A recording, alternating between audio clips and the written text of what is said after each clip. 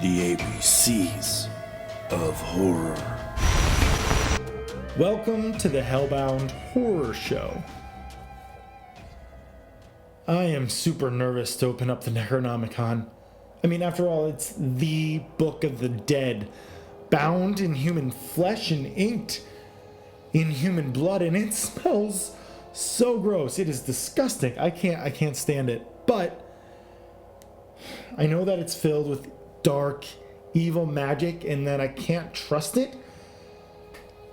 But it promised me one more subscriber, and that would be really, really nice. So I guess it's decided. I'm going to open it up and see what's in store for us.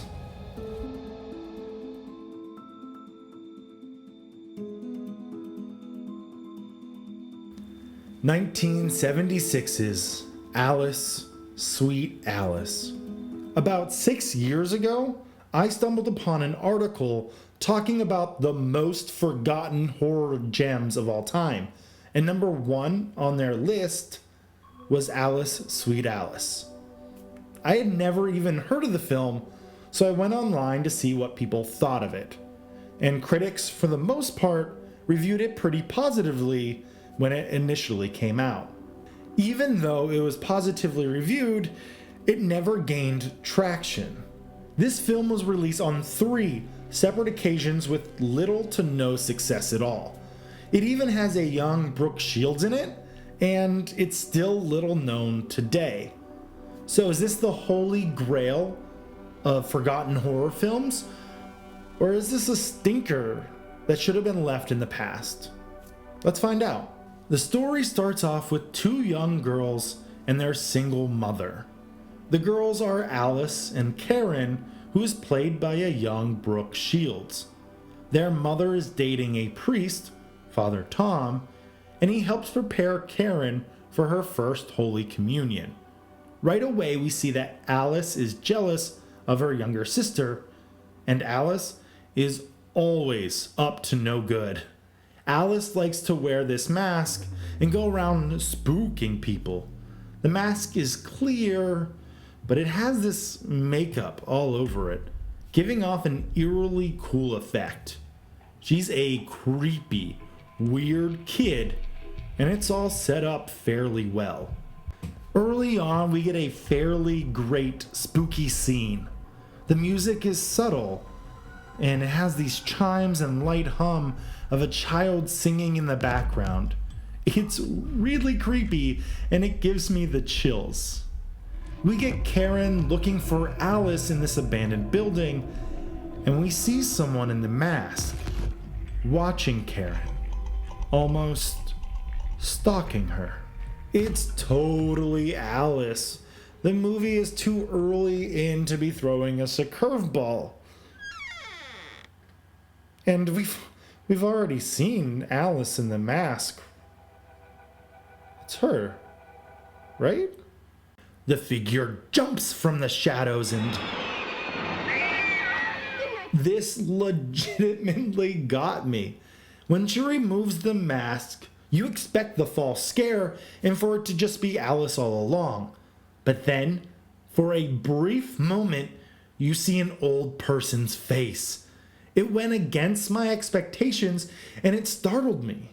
My brain tried to keep up. And even though it was eventually Alice with just another mask on, it was just done so effectively. The rest of the movie doesn't really hold up to that standard though. The next major scene is the first Holy Communion. All the girls are lined up and Karen is the last one. Alice disappears from the altar, and then we watch as a masked figure murders Karen in the back room and then sets her body on fire.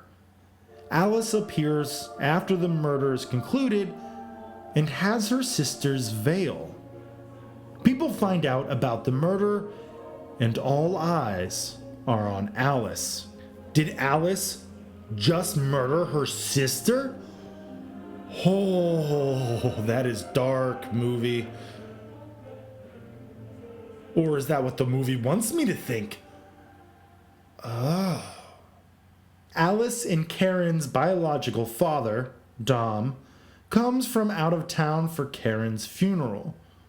Dom wants to get to the bottom of it and plays detective along with the audience to help piece everything together. And from here, the story gets a little formulaic. Alice does something wrong, sometimes on purpose, and sometimes by accident, and she always gets chewed out by someone older than her. We're supposed to feel sympathetic at times, but other times, she's just a jerk. Pre-teens, am I right? Also, there is this landlord who lives down the stairs from the family, and he is a total creep. I hate how he talks to Alice, and at one point, he gets way too friendly with her. That's not okay, and it's gross. However, he knows about what Alice hides in the basement. It's a mask and a raincoat, both of which the killer wears. Not to mention all of Karen's stuff. I know I'm going out on a limb here, but you think Alice could be the killer? It seems that way, as the killer walks up the steps and tries to murder the aunt. The aunt, of course, knows it was Alice, so Alice is taken away to go through a lie detection machine, and then to a child psychiatric facility.